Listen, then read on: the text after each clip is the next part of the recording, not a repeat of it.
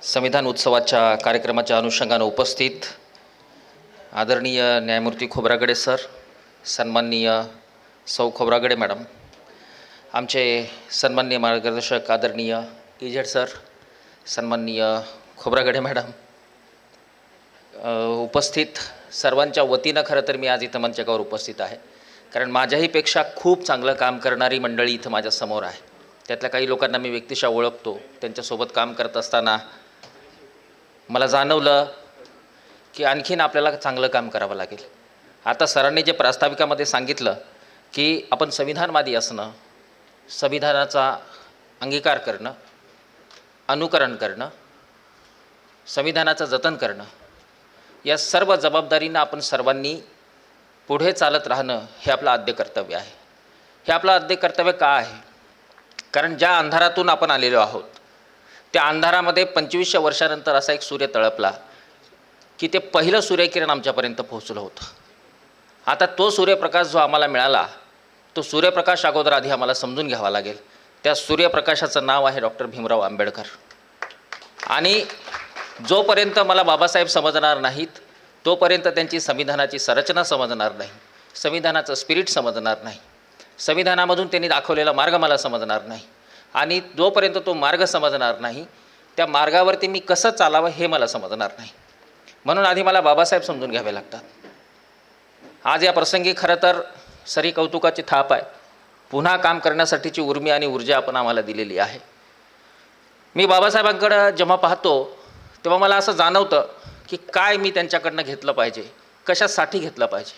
हजारो वर्षाची परंपरा तोडून फक्त 30 ते 32 वर्षाच्या कालखंडामध्ये पुढच्या हजारो वर्षाची व्यवस्था लावणारा हा महापुरुष, जगामध्ये अत्यंत अनुकरणीय असणारा हा विद्यार्थी, बाबासाहेबांनी आम्हाला काय शिकवलं? बाबासाहेबांनी आम्हाला काळाखाली नष्ट न होण्याची अभिप्रेरणा आणि संजीवनी दिलेली आहे. कारण काळाखाली नष्ट न होता तो काळ अनुकूल कसा बनवावा याच्यासाठी संघर्षरत राहण्यासाठीची जी अभिप्रेरणा आहे ती सुद्धा बाबासाहेबांनी आम्हाला दिलेली आहे.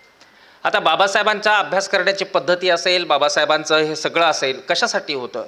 एकाच वेळी अनेक विषयाचा विचार करून ते सर्वसामान्य, शोषित, बहिस्त, वंचित या सर्व घटकासाठी कशा पद्धतीनं ही सर्व संसाधनाचा वापर करण्यासाठी निर्माण करण्यात आलेल्या विधिसंस्था, त्या विधिसंस्थेवरती बसलेले लोक, या सर्वांचा विचार करत असताना बाबासाहेबांनी सगळ्यात पहिल्यांदा जर कशाला विरोध केला असेल तर तो केलेला आहे वर्चस्ववादाला. आणि संविधान हे वर्चस्ववादाला रोखणारं सर्वात मोठं आयुध आहे. या संविधानावरती जसं सत्ता विभाजनाच्या सिद्धांतामधून कायदेमंडळ, कार्यकारी मंडळ, न्यायमंडळ, त्याला अनुकरण करणारं प्रशासन, अशा सर्व ज्या व्यवस्था निर्माण केलेल्या आहेत त्या सर्वांना संविधान एकच सांगतं की सत्ता संतुलनानं तुम्हाला सर्वसामान्य घटकासाठी कार्यरत असायला पाहिजे. आणि कार्यरत असत असताना कुठेही वर्चस्ववाद कशासाठी कोण करू शकत नाही. कारण हे जे संविधान आहे हे संविधान या कार्यरत संस्थांनी बनवलेलं नाही, हे भारताच्या संविधान सभेनं बनवलेलं आहे. आणि त्यामुळं भारताच्या लोकांचं प्रतिनिधित्व करणाऱ्या संविधान सभेनं बनवलेलं हे संविधान आमच्या सगळ्यावरती बंधनकारक आहे. त्यामुळं संविधानाची जी सर्वोच्चता आहे ती सर्वोच्चता कायम राहिली पाहिजे, यासाठी आपण सर्वांनी त्यासाठी प्रयत्न करणं मला वाटतं अत्यंत आवश्यक आहे. आता सरांनी बोलत असताना सांगितलं की अनेक समस्या आहेत, अनेक गोष्टी आहेत. 75 वर्ष पूर्ण झालेले आहेत, पण या 75 वर्ष पूर्ण झालेली असतानासुद्धा करण्यासारख्या भरपूर गोष्टी शिल्लक राहिलेल्या आहेत. ते तर आम्ही करू. पण हे करत असताना आमच्यासाठी जी एक शासन व्यवस्था उभारण्यात आलेली आहे, तुम्ही लोकशाहीचा अभ्यास करत असताना प्लेटो, सॉक्रेटिसपासून आपण अभ्यास करतो. लोकशाहीमध्ये फक्त संख्यात्मक बळाचा विचार केला जात नाही, तर लोकशाहीमध्ये बाबासाहेबांना अभिप्रेत असणारी लोकशाही ही प्रबुद्ध लोकशाही आहे. लोकशाहीमध्ये संख्याबळ नाही. सर्व जग मिळून एखाद्या व्यक्तीवरती जर अत्याचार करत असेल तर त्या सर्व जगाच्या विरुद्ध एका बाजूने उभं राहणं म्हणजे लोकशाही आहे. ही लोकशाही बाबासाहेबांना अभिप्रेत आहे. लोकशाही म्हणजे फक्त संख्यात्मक बळ नाही, लोकशाही म्हणजे फक्त संख्येचं उत्तर नाही. खरं तर लोकशाहीचा जर विचार केला तर लोकशाहीची एक फार महत्त्वाची व्याख्या मला तुम्हाला सांगायची वाटते की लोकशाही म्हणजे democracy is the government by discussion. चर्चेमधून चालणारं शासन आहे, पण त्या चर्चेमध्ये मला वाटा मिळतो का? ज्याच्यासाठी लोकशाहीमध्ये कार्यरत आहे त्या सर्व लोकांचा आवाज तिथपर्यंत पोहोचतो का? सहमती असहमतीच्या आवाजाला आदर दिला जातो का? याही दृष्टिकोनातून आपल्याला विचार करावा लागतो. प्लेटो आणि अरिस्टॉटलच्या बाबतीमध्ये एक उदाहरण आहे की पूर्ण उभारण्यात आलेली यंत्रणा म्हणजे घोडा आहे आणि त्या घोड्याच्या कानाजवळ गुंगवणारी जी मधमाशी असते किंवा माशी आहे ते म्हणजे एक असहमतीचा आवाज असतो, त्याची भुनभुन कायम त्या घोड्याच्या कानाजवळ असली पाहिजे. ती मधमाशी चिरडली जाऊ शकते हे मधमाशीला माहिती आहे, पण तरीही मधमाशीनं आपलं गुणगुण करत राहणं अपेक्षित आहे. आणि योग्य वेळी जर ती व्यवस्था काम करत नसेल तर त्या व्यवस्थेच्या कानाच्या आतमध्ये शिरण्याचं सुद्धा सामर्थ्य त्या गुणगुणीमध्ये असलं पाहिजे. आणि म्हणून संविधानवादी असणं म्हणजे ती कायम गुणगुण या व्यवस्थेच्या कानाजवळ करत राहणं. आणि ते काम सर आपण करत आहात.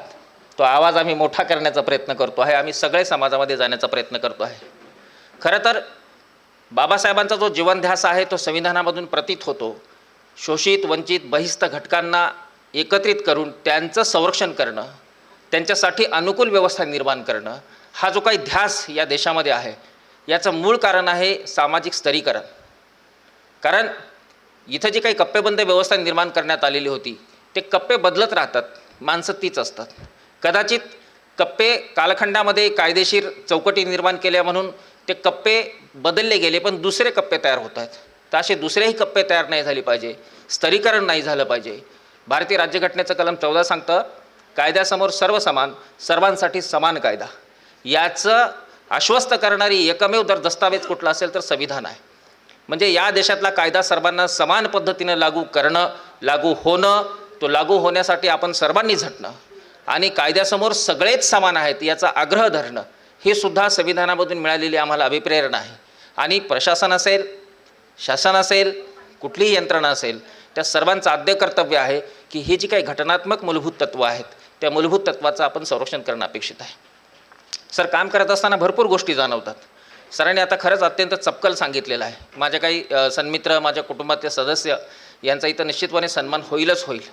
पण ज्या पद्धतीनं ऐसी कळवळ्याची जाती म्हटलं जातं की तो कळवळा अंतकरणामध्ये येण्यासाठी खरं तर आपण आपलं चारित्र्य, आपली प्रज्ञा, आपलं शील सगळं उत्तम ठेवणं आणि त्यासाठी आपल्याकडे विद्यार्जन करणं, ती विद्या अंमलात आणणं, या दृष्टिकोनातून आपण सर्वांनी काम करणं अपेक्षित आहे.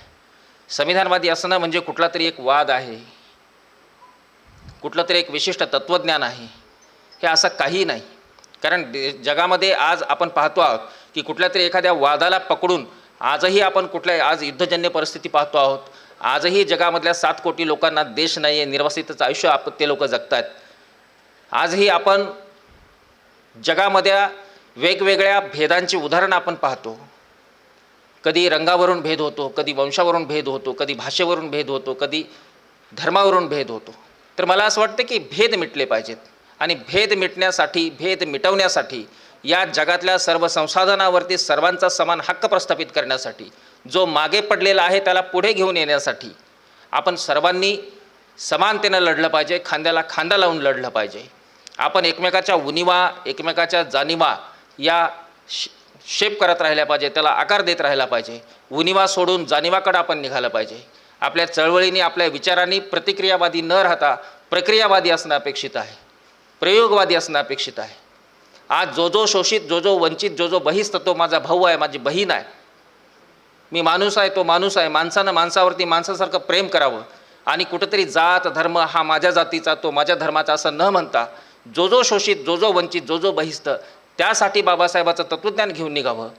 कारण अनुसूचित जातीचं कल्याण करण्यासाठी निघालेला एक नेता जेव्हा संसदेच्या पटलावरती ठणकावून सांगतो की मी प्रथमतः व अंतिमतः भारतीय आहे आणि ते राष्ट्राचं एक अधिवाक्य बनतं, तर हा बाबासाहेबांचा जो प्रवास आहे, ही जी बाबासाहेबांची उंची आहे, एका विशिष्ट समस्येपासून सुरुवात करून समावेशकतेकडे जाणं, हा खरं तर आमचा धर्म आहे. आणि तो धर्म हा संसद, कायदेमंडळ, न्यायमंडळ, कार्यकारी मंडळ, प्रशासन या सर्वांसोबतच सर्व भारतीय जनतेला शिकवणारे एकमेव आपला जर ग्रंथ कुठला असेल तर संविधान आहे. ते जपलं पाहिजे. ते जपत असताना आम्ही आमच्या उणिवा, जाणिवाचं भानसुद्धा ठेवलं पाहिजे. खरं तर सर, कविता सांगूनच मी आज मी इथं बंद करेन. मी जास्त बोलणार नाही कारण सर बसलेले आहेत, वेळ होतो आहे. ही सिम्बॉलिक कविता आहे. आम्हाला बाबासाहेबांनी सांगितलेलं आहे की इतिहासाची जाणीव ठेवायला आहे तरच तुम्ही नवीन इतिहास तयार करू शकता. मी खरं तर म्हणजे कवितेचं नावच आहे रंगा महार. हे का घेतो? जरी तो रंगा महार असला तरी तो शोषित, वंचित, बहिस्त, तो रंगा गोंड असू शकतो, रंगा चांभार असू शकतो. तो रंगा मांग असू शकतो, कोणी असू शकतो. कशा पद्धतीनं आपल्याला या चिखलातून, या दलदलीतून बाहेर काढणाऱ्या माणसाबद्दल एका अर्धशिक्षित अल्पशिक्षित माणसाचं मन आहे, तो कसा तो जपतो आहे, कशा पद्धतीनं त्या विचाराचं उतराई होण्याचा प्रयत्न करतो आहे, ती खरी तर कविता आहे. ती मी मुद्दाम आपल्यासमोर मांडतो आहे. आणि त्याच्यानंतर मी थांबेन, कारण संविधानाच्या प्रती काय करायला पाहिजे याच्या संदर्भामध्ये सरांनी इतकं सुंदर सांगितलेलं आहे. ते न बोलता मी सांगतो, रंगामहार, पिकलं पान, झुकली मान, अंधूक नजर. रंगामहार, पिकलं पान, झुकली मान, अंधूक नजर. काठी टेकत टेकत रोज बाबासाहेबाच्या पुतळ्याजवळ येऊन बसतो. रंगामहार, पिकलं पान, झुकली मान, अंधूक नजर. काठी टेकत टेकत रोज बाबासाहेबाच्या पुतळ्याजवळ येऊन बसतो. येणाऱ्या जाणाऱ्यांच्या चेहरे पाहून तो टाकत राहतो उसासे. येणाऱ्या जाणाऱ्यांचे चेहरे पाहून तो टाकत राहतो उसासे. आठवतं त्याला ते बालपण, ते तरुणपण, ते अजानपण.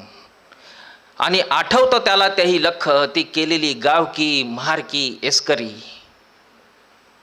मालकाच्या शिव्या आणि सोसलेली किरकिरी. आठवतं त्याला ह्यो माईंदळ पाऊस, ही मिरगाची झाड, गुराच्या मागं फिरणं, ते तटतटा उपाशी मरणं, चिचेचा पाला खाऊन तगणं, जन्माला आलं म्हणून जगणं. पण अचानक तो टवकारतो आपले कान, धरून म्हातार भान. बाबासाहेबांच्या बोटाच्या दिशेनं शाळेत जाणारी पोरं पाहून जातं त्याचं दुःख वाहून. सुपा एवढं काळीच करून तो उंचावतो आपले दोन्ही हात आणि त्यांच्या पाठमोऱ्या दप्तराकडे पाहून देतो तो त्यांना आशीर्वाद आणि वदतो ते मुक्तिसुक्त. शिका बाबांनो शिका, ह्यो रस्ता सोडू नका, ह्या रस्त्यासाठी लय जिंदग्याची माती झाली आहे. आणि तेच दोन थरथरते हात हळूहळू वळून तो करतो त्या महामानवास वंदन आणि वेदोच्चाराच्या लयीत म्हणतो, सोनं केलास माया बापा, सोनं केलास. अशा पद्धतीनं आम्हाला जी वाट बाबासाहेबांनी दाखवली त्याबद्दल उतराई असणं हे आपलं काम आहे. त्यांनी जे संविधान दिलं त्याच्याबद्दल आम्ही त्यांचे म्हणजे आभार व्यक्त करणं आपलं काम आहे, आपलं कर्तव्य आहे. मी आपल्या सर्वांना विनंती करतो की जेव्हा जेव्हा काळ सोकावतो, जेव्हा जेव्हा घोडा उधळतो, तेव्हा तेव्हा त्याच्या कानाजवळ भुनभुन ठेवण्याचं काम आपण सर्वांनी केलं पाहिजे. आणि बाबासाहेबांनी दिलेला जो ज्ञानमार्ग आहे, जो कर्तव्य मार्ग आहे, त्यावरती पथिक म्हणून, कर्तव्यनिष्ठ माणूस म्हणून चाललं पाहिजे. या प्रसंगी सर आपण मला बोलवलं, म्हणजे बोलण्याची संधी दिली, सत्कार केला, त्याबद्दल आपले आभार व्यक्त करतो आणि मी इथं थांबतो. धन्यवाद. जय भीम.